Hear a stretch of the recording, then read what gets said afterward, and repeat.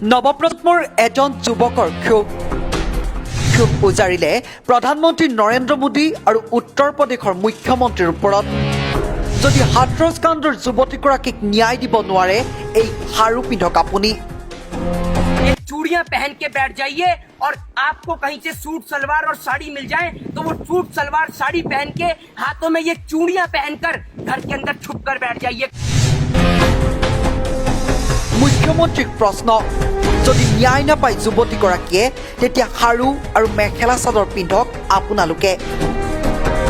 কি ক'লে যুৱকজনে এই মুহূৰ্তত আপোনালোকক শুনাই ল'ব বিচাৰিছো। अगर मुख्यमंत्री जी एक बार और कहता हूं कि अगर इंसाफ ना दिला पाओ ना उस बेटी का तो इन चूड़ियों को पहन लेना और इन चूड़ियों को पहनकर कहीं जाके अपने मुंह को छिपा लेना। मुख्यमंत्री को कहूंगा, उत्तर प्रदेश के मुख्यमंत्री योगी आदित्यनाथ जी, ये चूड़ियां पहन के बैठ जाइए और आपको कहीं से सूट सलवार और साड़ी मिल जाए तो वो सूट सलवार साड़ी पहन के हाथों में ये चूड़ियां पहनकर घर के अंदर छुप कर बैठ जाइए कोने में, क्योंकि आप जैसा मुख्यमंत्री जो देश की हिफाजत नहीं कर सकता वो मुख्यमंत्री कहलाने के लायक नहीं है, योगी नहीं हो सकता। क्योंकि राम को मानने वाले लोग लंका तक कूचकर रावण का विनाश कर देते हैं और ऐसे राम मंदिर को बनाने से क्या फायदा जिस देश की सीता सुरक्षित और महफूज ना हो। अरे नामर्दो, नपुंसकों की औलादो, अरे कम से कम एक बार इतना तो सोच लेते कि आपके भी घर में कोई बहन या बेटी या माँ होगी जिस माँ ने आपको जन्मा है। कम से कम एक बार उसके रक्त का, उसके खून का, उस माँ के दूध के कर्ज को तो याद करते थे। ये योगी के भेष में ढोंगी है, ये राम की आड़ में कंस का खेल चला रहा है, ये कृष्ण की आड़ में कंस का भेष धारण किए हुए ये राम का वंशज नहीं हो सकता। ये कंस की औलाद है इस देश के अंदर, ये रावण का भेष है। और आपको बता योगी जी के पास तो बहुत सारा काम है, वो देश की बेटियों को देखें, उत्तर प्रदेश की बेटियों को देखें या गायों को देखें, क्योंकि ये भी तो एक काम है। अगर मेरा बस चले तो इस उत्तर प्रदेश के ढोंगी मुख्यमंत्री अजय सिंह बिष्ट को इस गाय के खूंटे से बांधकर पूरे हाथरस से लेकर पूरे लखनऊ तक खदेड़ने का दम रखता हूँ। इतना दम है। ये गाय अगर रातों रात उस बहन बेटी के शव की बजाय गाय को जलाया होता ना तो आज पूरे उत्तर प्रदेश में हंगामा मच गया होता। आज आप देखिए रातों रात उस बेटी के शव को जला दिया जाता है और देश का दुर्भाग्य है ये कि देश के अंदर तलाक एक साल में भले ही 12 होते हैं लेकिन बलात्कार हर 12 मिनट पे, हर 10 मिनट पे एक होता है। लेकिन हमारे देश का दुर्भाग्य है कि हमारे देश के मुल्क के लोगों को 3 तलाक के ऊपर कानून चाहिए लेकिन रेप और बलात्कार के ऊपर कोई कानून नहीं चाहिए। शिखर धवन की उंगली में चोट आ जाने पर यह देश का प्रधानमंत्री उसे संवेदना व्यक्त करता है और देश की फूल जैसी बच्ची के बलात्कार को लेकर इससे एक ट्वीट नहीं किया जाता है। कुवैत का शासक मर जाने पर यही प्रधानमंत्री नरेंद्र मोदी उसको ट्वीट करके संवेदना व्यक्त करता है। बहन बेटी के साथ बलात्कार हो जाने पर इसके हलक में ना जाने कौन सा फेविकॉल अटक जाता है कि इसकी हलक से आवाज नहीं निकलती। ये योगी के भेष में ढोंगी है, ये राम की आड़ में कंस का खेल चला रहा है, ये कृष्ण की आड़ में कंस का भेष धारण किए हुए ये राम का वंशज नहीं हो सकता। ये कंस की औलाद है इस देश के अंदर, ये रावण का भेष है।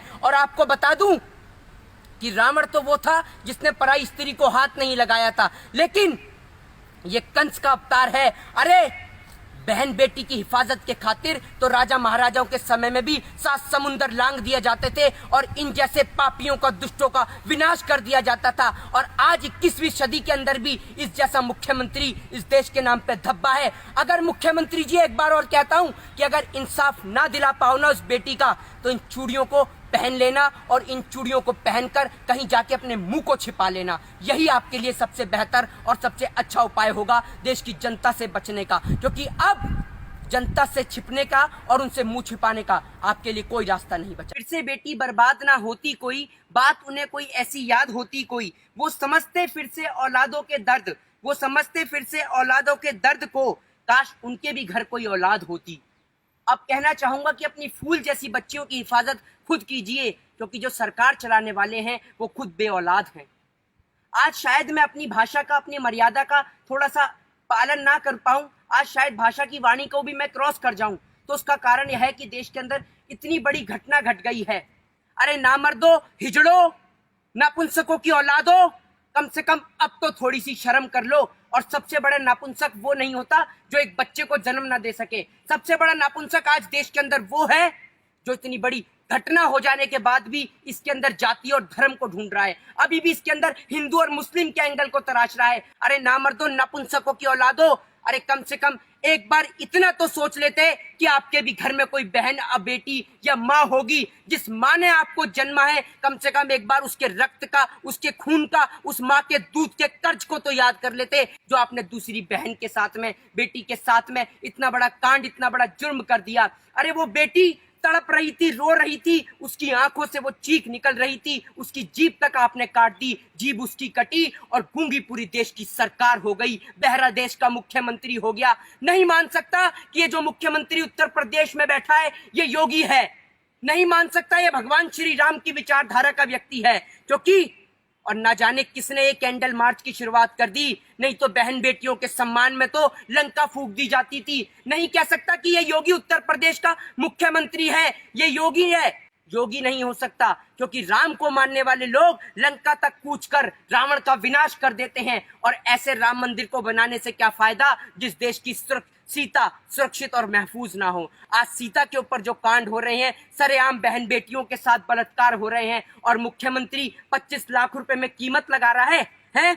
रातों रात एक टीम का गठन किया जाता है जिसको नाम दिया जाता है STI, टीम बनाई जाती है कि जो 7 दिन में रिपोर्ट देगी। अरे एक बात बताइए, सोच के देखिए, जिस पुलिस वाले ने उस परिवार को देखने नहीं दिया, अंतिम क्षण में उस बेटी का चेहरा नहीं देखने दिया, वो पुलिस वाले तहकीकात करेंगे?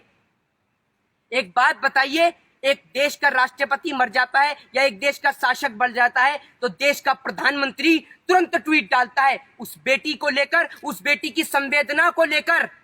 प्रधानमंत्री नरेंद्र मोदी ने एक न ट्वीट डाला है, न एक बार प्रधानमंत्री देश की जनता के बीच आके बोले। देश का मुख्यमंत्री नहीं बोला, उत्तर प्रदेश का मुख्यमंत्री, ये योगी, कि मेरे को संवेदना है उस बेटी के लिए, मुझे दर्द है। कहां से बोलेगा?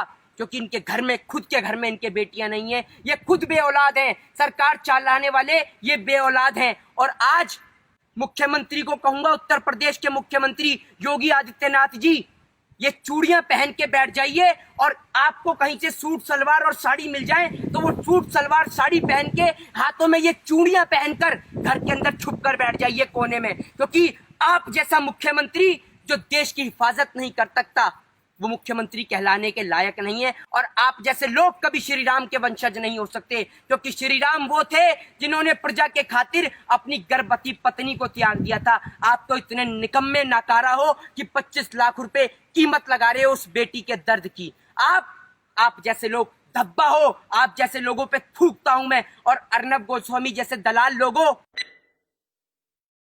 कि तुम आज दिखा रहे हो वो कंगना को लेकर, सुशांत को लेकर और ड्रग्स को लेकर।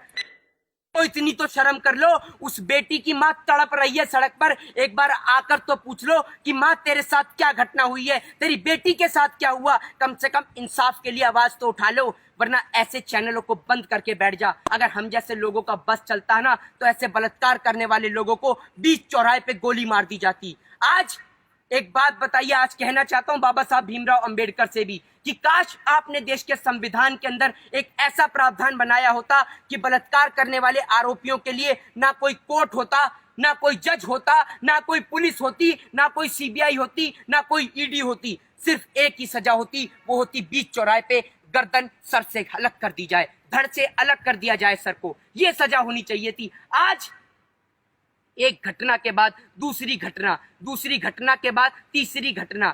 कहते हैं ना बेटी बचाओ बेटी पढ़ाओ, आज उसका विपरीत है, बेटी को जलाओ और अपराधी को बचाओ। ये है आज उत्तर प्रदेश के मुख्यमंत्री का असली चेहरा, जो आज लोगों के सामने देखने को मिल रहा है। अरे नामर्दो, नपुंसको, कम से कम अब तो अपने बच्चों की, अपनी बहन बेटियों के बारे में सोचो। आज समझ में आता है कि इस देश के अंदर ऐसी औरतों की कोई जरूरत नहीं है, इस देश के अंदर ऐसी औरतों की कोई जरूरत नहीं है, स्मृति ईरानी जैसी औरतों की कोई जरूरत नहीं है, जिनको आप जैसी बहन बेटियां संसद बनाकर संसद तक भेजती हैं।